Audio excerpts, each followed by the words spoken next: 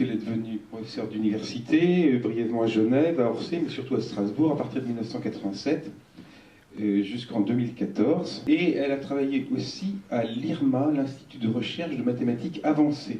Elle était spécialiste de géométrie symplectique. Il y a beaucoup de littéraires dans la classe. Je veux dire qu'elle a aussi participe peut-être toujours, à l'Oulipo, l'ouvroir de littérature potentielle. C'est un mouvement qui avait réuni, elle vous en parlera mieux que moi, j'ai juste en deux mots, qui a réuni des littéraires et des mathématiciens pour réfléchir et jouer sur le langage avec des méthodes des fois mathématiques. Michel a aussi voulu beaucoup défendre la cause des femmes dans les sciences. Ça se produit encore au XXe siècle et encore de nos jours. C'est peut-être un peu moins facile, mais il y a des exemples encore comme Émile Noether dans l'entre-deux-guerres, et puis même dans l'après-guerre, où les femmes, soit directement, soit indirectement, par le poids de la société, ont eu du mal à pouvoir prendre la place qu'elles méritaient dans les sciences.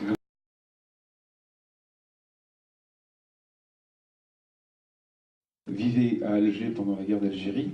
D'ailleurs, Michel y est né. Il y a un livre écrit par un historien célèbre qui s'appelait Pierre Vidal-Naquet, qui s'appelle L'affaire Odin. Et donc cette histoire-là, elle est à la fois le récit d'une horreur, je parle de l'affaire Odin, mais aussi toute une question sur le problème de la démocratie et de notre République.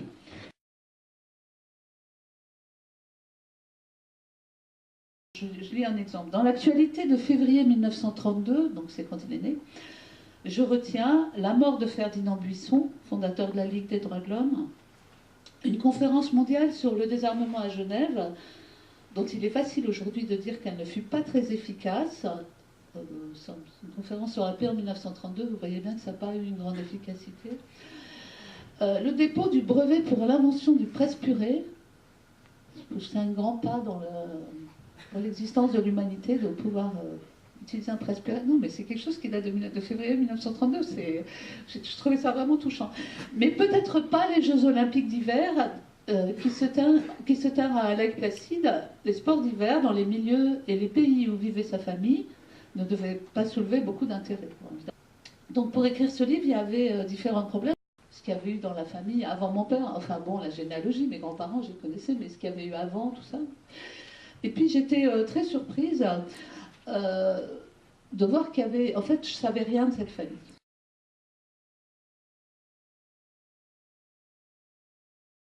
Donc là, on me dit, qu'est-ce qu'ils sont? Comment ils s'appellent? On me dit qu'ils sont mariés. Donc c'est un enfant qui naît avec deux parents. C'est pas toujours le cas. Des fois, on ne sait pas qui est le père. Il arrive même qu'on ne déclare pas qui est la mère. Mais donc là, il y a les deux parents, ils sont mariés, et on indique leur profession. C'est vraiment très important, la profession, parce qu'on apprend des tas de choses comme ça.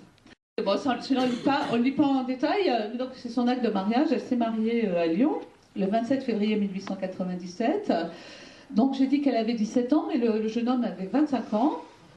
Donc elle est morte à l'hôpital. Ce que peut-être vous ne voyez pas, c'est que ça se passe en 1901.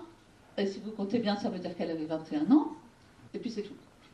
C'est tout ce que je sais. Alors, bon, le petit garçon qui est né en 1900, heureusement, il a vécu un peu plus longtemps parce que c'est mon grand-père. Ce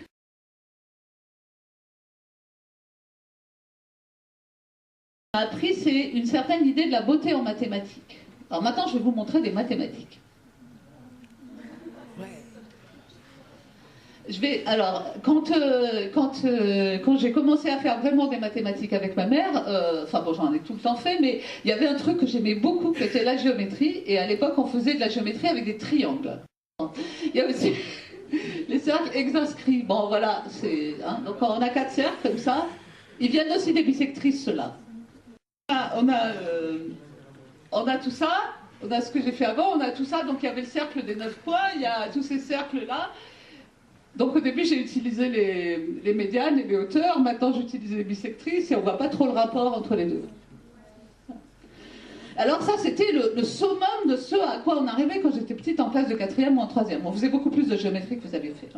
Mais c'est tout. Et là, il y a un manque cruel. Et il y avait un lien entre tout ça en réalité. Et ce lien était quelque chose d'assez difficile.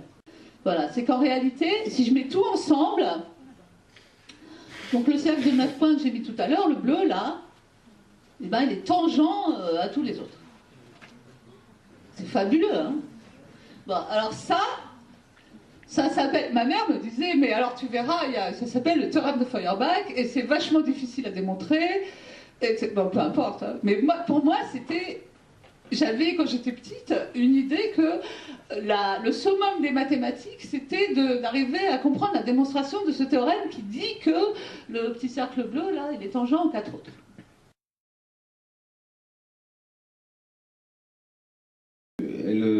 Elle démontre qu'il n'y a pas de barrière entre scientifique et littéraire. Tout ceci est intimement lié. Je peux juste vous dire que vous avez de la chance de l'avoir en face de vous aujourd'hui.